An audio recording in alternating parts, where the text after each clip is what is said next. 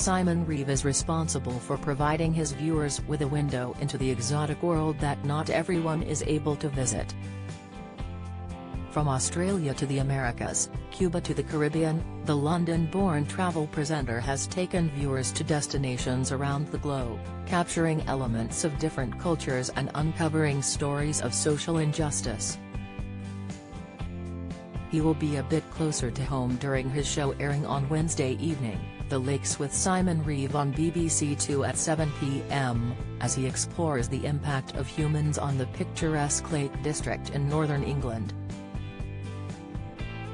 But it did not all start well for the travelling journalist, who freely admits he was a troubled child, even contemplating taking his own life at one stage. He emerged through it to embark on a journalism career that would see him become an expert in Middle East terrorism and later one of the most recognisable broadcasters in the UK. Simon Reeve's troubled childhood. Simon Reeve had a difficult relationship with his parents while growing up in Acton, West London. "I was a silly little boy," he told the Daily Mail. He regaled stories of stealing petrol from cars to start fires and setting off an explosive device at a popular London shopping mall. "I remember unscrewing the bottom of a CCTV camera at Ealing Broadway shopping centre, packing an explosive device inside and then watching it blow up before racing off, laughing. It was a stupid, destructive thrill," he wrote in a piece for the Mail. Reeve sparred with other kids and admits taking a huge Rambo knife to school. At age 14, he started counselling, but he says such services were woefully underfunded in London at the time.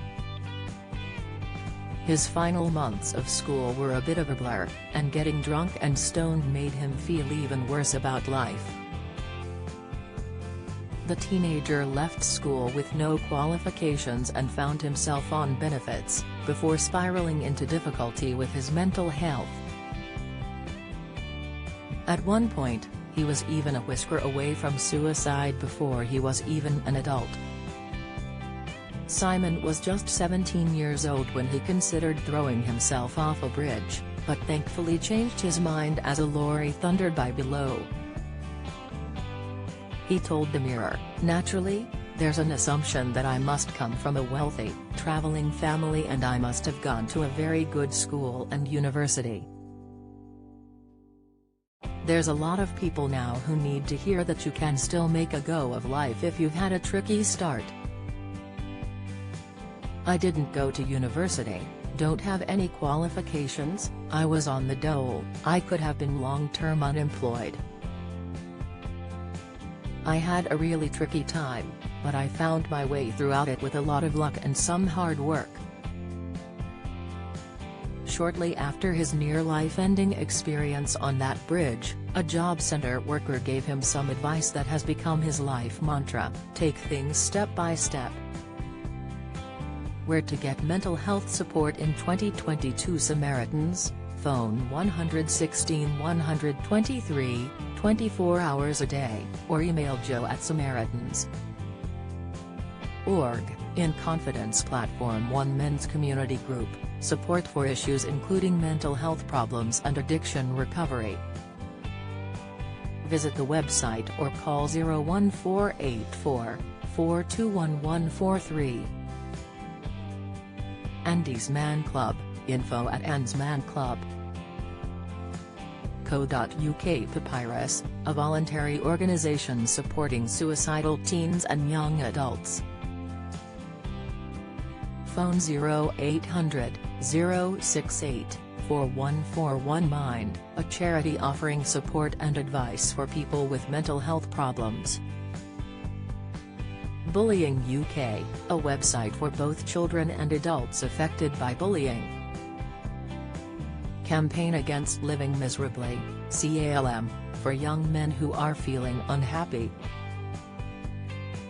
There's a website and a helpline, 0800 58 58 58. Mind Out, provide support and advice on mental health for members of LGBTQ communities.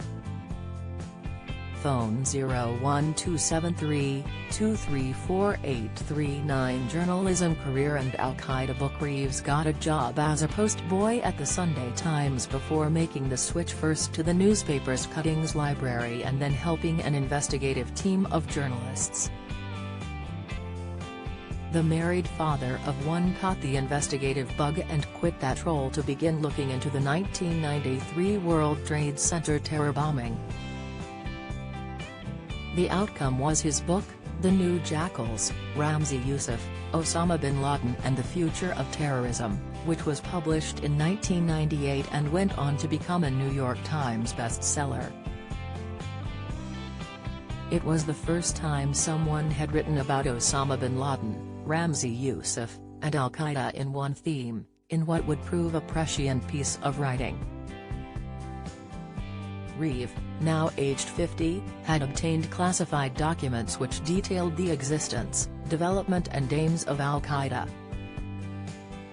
The author concluded that the world was entering a new age of apocalyptic terrorism, and predicted that Al-Qaeda would launch massive attacks on Western targets, looking to cause mass casualties.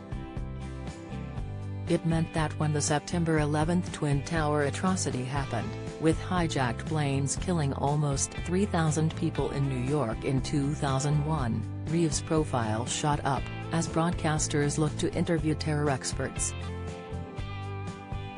His television appearances led to his own BBC series, and his subsequent career as a travel broadcaster. Read next.